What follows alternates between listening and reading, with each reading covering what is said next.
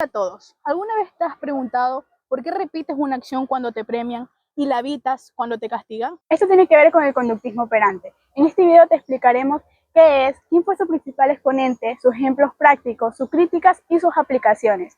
Así que acompáñanos.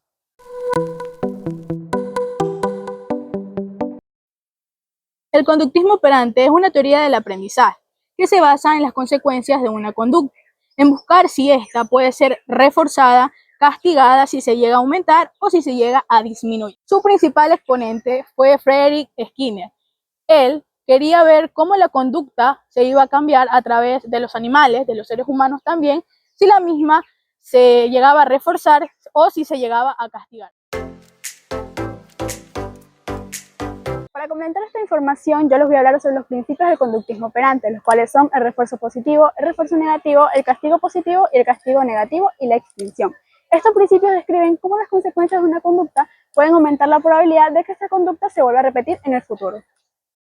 ¿Qué es el refuerzo en conductismo operante? El refuerzo es cualquier evento o resultado que fortalece o aumenta una conducta. Existen dos tipos de refuerzo y en ambos el comportamiento aumenta. Por un lado está el refuerzo positivo, que son los eventos o resultados favorables que se dan después de un comportamiento. Consiste en añadir un estímulo agradable después de una conducta, lo que aumenta la probabilidad de que esta conducta se vuelva a repetir. Un claro ejemplo de esto es cuando se recompensa a un perro por haberle hecho caso a su dueño. El refuerzo positivo motiva a seguir realizando esa acción porque sus resultados son beneficiosos y placenteros. Y por otro lado está el refuerzo negativo, que es el proceso mediante el cual se fortalece la conducta al evitar o eliminar un estímulo desagradable. A diferencia del positivo, aquí no se añade algo bueno, sino que se quita algo malo. Otro de los principios fundamentales es el castigo, que es la presencia de un evento o resultado adverso, lo que provoca la disminución de una conducta. Existen dos tipos de castigos y en ambos el comportamiento disminuye, lo contrario al refuerzo.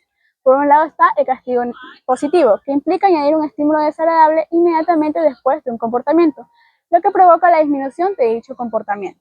Un ejemplo de esto es cuando un niño es regañado por sus padres, el estímulo desagradable inmediatamente después de haberle pegado a su hermano. El objetivo es disminuir la probabilidad de que el niño vuelva a repetir su conducta en el futuro. Y por otro lado está el castigo negativo, que consiste en quitar un estímulo agradable, lo que también provoca la disminución de dicho comportamiento. Un claro ejemplo de esto es cuando se le quitan los privilegios a un adolescente de jugar videojuegos, el estímulo agradable, por no haber completado sus deberes.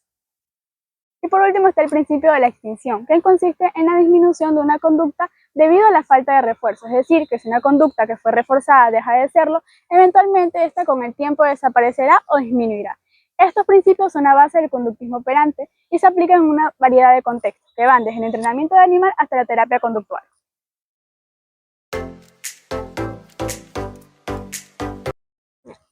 Yo voy a hablarles sobre los diferentes tipos de programas de refuerzo. Estos programas nos sirven para especificar en qué momento del tiempo se deben ejecutar los refuerzos. Tenemos dos tipos. Tenemos el refuerzo continuo, que se aplica cada vez que la conducta deseada aparece, como sea para premiarla.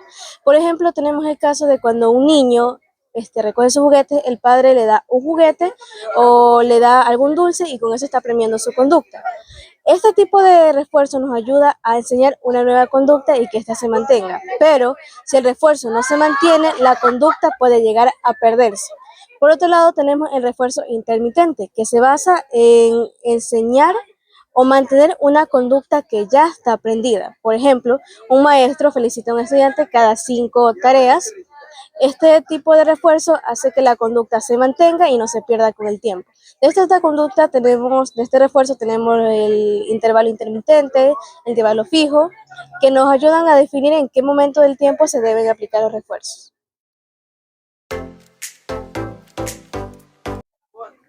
Oye, ¿y por qué tú miras tanto esa hoja? Porque me saqué 15. Felicidades, por tu buena calificación te voy a dar esta recompensa. Muchas ¡Te gracias, quiero! amiga. Este es un claro ejemplo de refuerzo positivo, ya que se recompensa una conducta para aumentar la probabilidad de que esta conducta se vuelva a repetir en el futuro.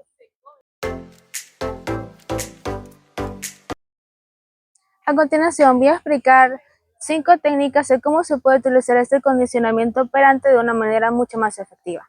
Como el primer punto, en la educación, los docentes utilizan este refuerzo para aumentar la probabilidad de una conducta deseable, como también utilizan el castigo para disminuir la probabilidad de una conducta indeseable. Un ejemplo de esto sería, Un docente puede premiar a su alumno por completar un trabajo, como también puede castigar a su alumno mandando la detención por no concluir la parte de su trabajo. Este tipo de táctica se la puede ocupar para promover un ambiente de positivismo. Como segundo punto,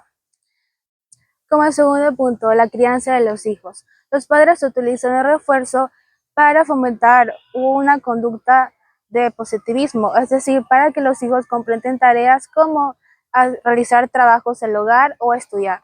Y también utilizan el castigo para castigar cuando tienen una conducta indeseable, como robar o mentir, pero debemos tener en cuenta que si utilizamos esta técnica de una manera que no se debe, podemos causar una reacción negativa. Como tercer punto, se le puede utilizar en tu lugar de trabajo. Las empresas utilizan esta técnica para motivar a los empleados y también para tener un mejor desempeño. Como cuarto punto, se le puede utilizar en la adicción.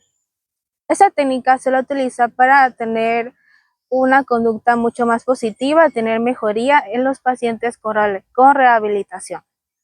Como 5 puntos, se la puede utilizar en terapia.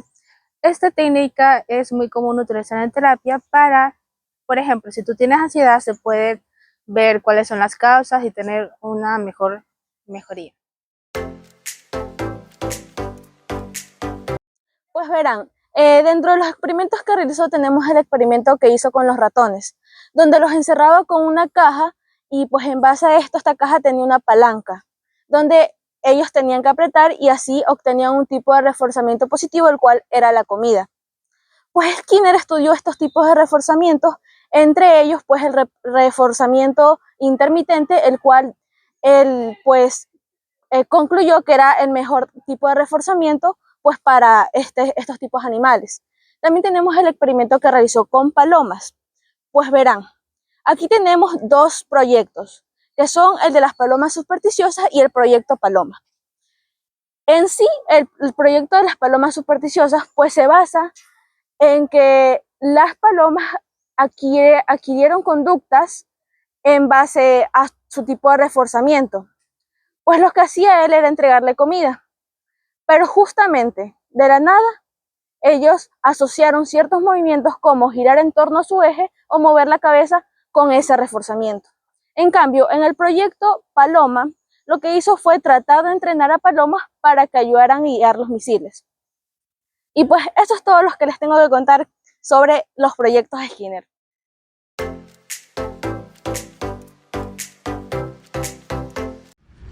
Y bueno, como toda corriente psicológica, el conductismo también tiene sus críticas. Algunas de las principales son que simplifica demasiado la conducta humana al centrarse solo en estímulos y respuestas, sin considerar procesos internos como pensamientos, emociones o motivaciones. Además, da demasiado peso a factores externos como premios y castigos, dejando de lado la autonomía e intereses personales. También se le critica por no explicar adecuadamente conductas complejas como el lenguaje o la creatividad, y por su potencial uso manipulador si se aplica de forma autoritaria.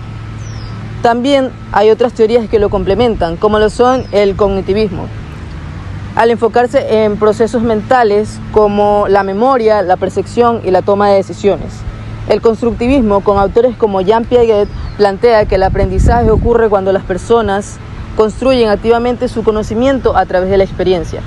Por otro lado, el humanismo, representado por Carl Rogers, pone énfasis en la motivación interna y la autorrealización. Estas teorías permiten una comprensión más amplia del aprendizaje y del comportamiento humano. En resumen, el conductismo operante sigue siendo un conjunto de herramientas robusto y validado, indispensable para analizar, predecir y modificar conductas de manera sistemática. Algo hoy que sea esto: nuestras acciones no surgen de la nada, ya que estas son un conjunto de herramientas que usamos para obtener algo que queremos y evitar algo que no queremos. Ese es el motor del condicionamiento operante que Skinner nos enseñó a ver.